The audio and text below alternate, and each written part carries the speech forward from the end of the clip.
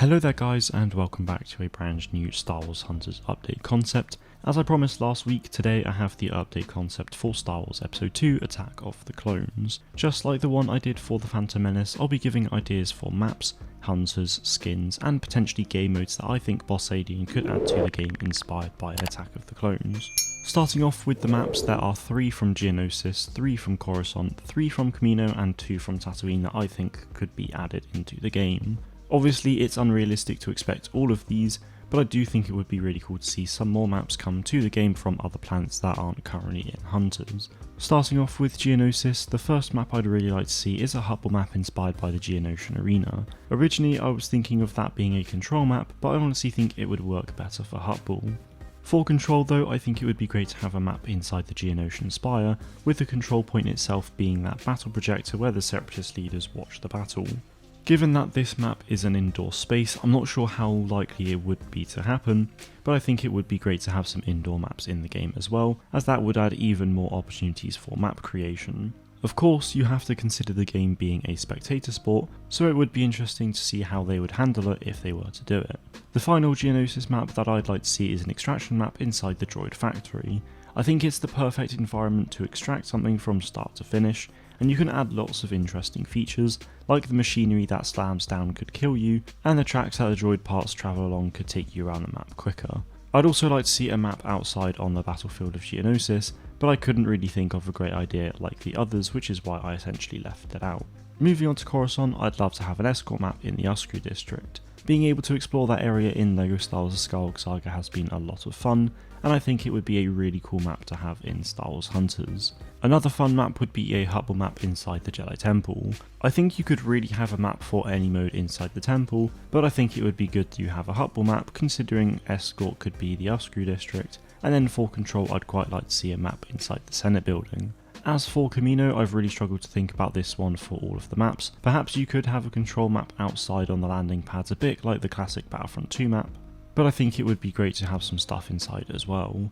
There's always the training area that we see in the Clone Wars and Bad Batch, but I don't want to include that in this concept as it's not in Attack of the Clones.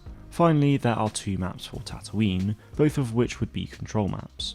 I know we have a number of Tatooine maps already, but there's no harm in chucking in a few more ideas just in case they do add more. So the first idea I had was a map inspired by a Tuscan Raider camp, and what would be really cool here is if there were some Tuscan houses with lightsaber hits on them, or even a circle hole like the one Anakin cuts to see his mother. Given that the owner of the arena is a historical artifact collector, these houses could even be the exact ones Anakin fought the Tuscans at, but realistically I don't think many people would really know about it, unless it was some kind of tale that was going around the galaxy within Star Wars that some mystery lightsaber wielder did this and Balotta the Hutt found an interest in the houses.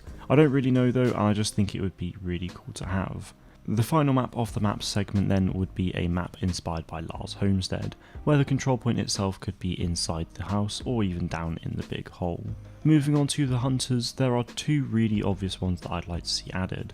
Firstly, they could add a Geonosian hunter, which I've already done a hunter concept for, so I'll leave a link to that one in the description below for you all to check out if you haven't already. The second hunter I'd like to see is a clone trooper, and I've been meaning to do a hunter concept for a clone trooper for a long time, so I'll be doing that one within the next week or 2. There's a huge amount of potential for skins and even abilities with the clone trooper, so I think it would make for a really interesting hunter. Now for the skins, and I realised I probably should have included this one in the last video, and I don't believe I did, so a skin that I'd like to see for Slingshot is simply the Separatist Droideka skin. Whilst he's not in the game yet, he obviously will be at some point, so the next skin I'd like to see is a Jango Fett inspired skin for Aaron Tal. This one would simply be a colour and pattern change though, so that Aaron keeps his originality with his armour. On the topic of bounty hunters, I'd love to see a Zam Wesell inspired skin for Imara Vex as well. I think it would be the perfect opportunity to give a nod to Zam, as she doesn't really get that much attention. Next would be a Count Dooku inspired skin for Reeve. I think it'd be really cool if she got skins inspired by the Sith and Darkside characters, much like how J3 is getting skins inspired by Jedi. Speaking of, I'd love to see more skins for J3DI inspired by specific Jedi. For example, there could be one inspired by Luminara, where he has black robes but a green head or something like that. I just love the idea of him getting Jedi inspired stuff, so I really want to see as much as possible. Finally, on the topic of skins, I'd very much like to see Zaina get some Padme inspired skins, primarily her ones where she's battle ready in the Droid Factory and the Geonosis Arena. With Zaina being a rebel hero, I think it makes sense for her to get skins inspired by the Rebellion and the Republic troopers and heroes. Lastly then, there is actually a game mode that I'd really like to see, and it's essentially just a free-for-all or TDM. I think it would just be fun to have 8 people fight against each other, or even the usual 4v4 in a kill race.